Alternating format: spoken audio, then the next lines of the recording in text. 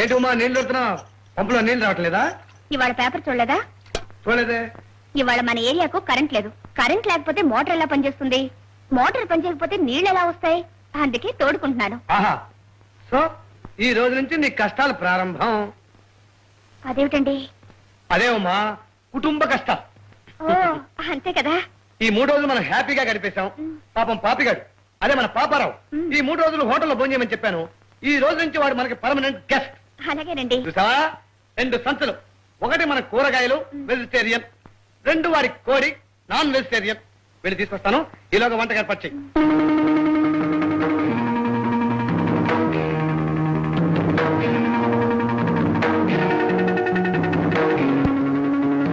బాబాయ్ బాబాయ్, ఏమిటమ్మా? పాపారావుకు వంట వంటమని ఆయన బజార్కు వెళ్ళారు. అయితే ఏమిటి? అయితే ఏమిటా, ఆయన కోడిని తీసుకురావడానికి వెళ్ళారు. అయితే ఏమిటి? అయితే ఏమిటా, నాకు కోడి కూర వండడం రాదు. అయితే ఏమిటి? అయితే ఏమిటా, అయ్యో, కండిషన్ నెంబర్ 3 మర్చిపోయానే. పాపారావు కోడి కూర ఉండాలి కదా. కొంప తీసేసావు గొప్ప.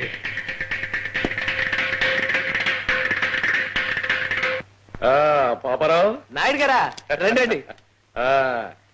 తీరిగ్గా కాలు మీద కాలేసుకుని వాలు కుర్చీలో కూర్చుని హాయిగా సిగరెట్ కలుస్తున్నాం అనమాట. అదే లేదు సార్. అరే, అంత ఖరీదైన సిగరెట్ నేల మీద పడేసి కాలుతో తొక్కేస్తా ఉంటాయ్యా. ఇదిగో, సిగరెట్ కాల్చడం తప్పేం కదయ్యా, కాల్చుకో పర్వాలేదు. కానీ ఒక ఆడపిల్ల కాపురం కాల్చడం మాత్రం ఘోరమైన తప్పయ్యా. మీరనేది ఏమిటో నాకు అర్థం కావటం లేదు సార్. నీకు కోడి గీడి మాంసం గీసం లేదే ముద్ద దిగటట్టుగా. అవును సార్, చిన్నప్పటి నుంచి అన్నప్రసంతోనే అలవాటు. పైగా సిస్టర్ కి నాన్ వెజిటేరియన్ వండడం తెలిసి ఉండాలన్న కండిషన్ గోపి గారు పెట్టింది నా కోసమే. సిస్టర్, ఆహా, ఎంత చక్కటి మాట చెప్పావయ్యా. సిస్టర్ అంటే చెల్లెలు, అంటే ఉమ్మ నీ చెల్లెలు అంటావు. ముమ్మాటికి నా ఫ్రెండ్ భార్య నా చెల్లెలతో సమానమే కదా. నీ సిస్టర్ కి నాన్ వెజిటేరియన్ వండటం తెలియదు అంతే. సార్ వస్తాను. Sir Narayana sir. Narayana sir. Narayana. వాసన భరించలేకపోతున్నా.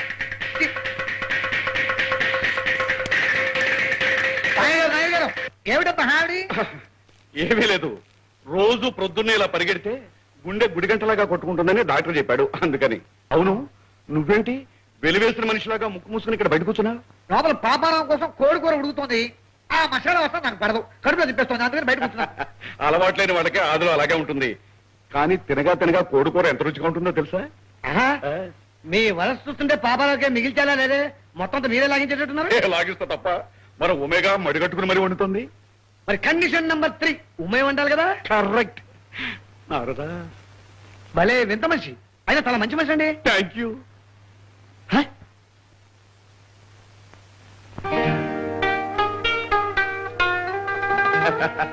ఏమిటమ్మా, ఏమిటా పదార్థం? చికెన్. చిలకడ దుంపలాగా కాల్చేస్తున్నావేమిటి? నాకేం తెలుసు?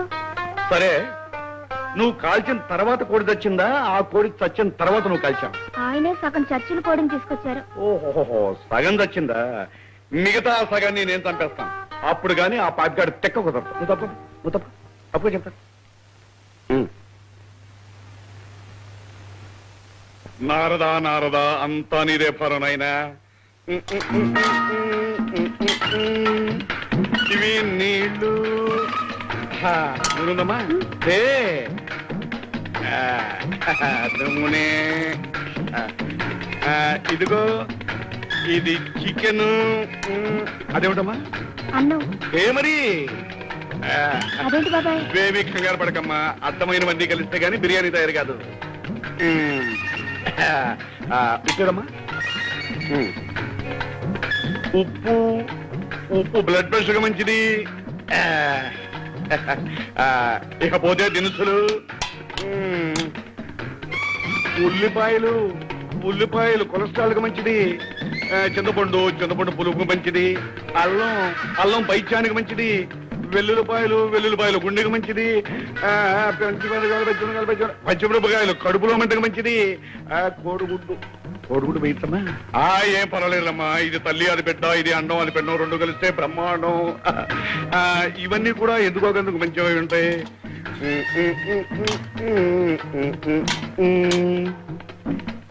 అమ్మా, శ్రేష్టమైన ఎర్ర కుంకుమ ఉందా? ఇలా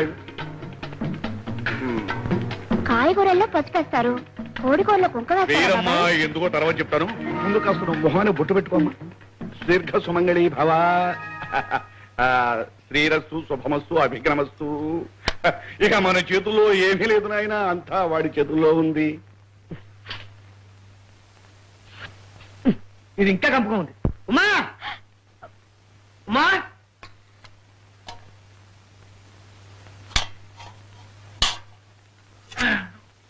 కోడి రెడీయా? Ready ready. వాడు వచ్చేసాడు, ఒకసారి బయటికి రా. ఏమిటండి? వచ్చి చూడు.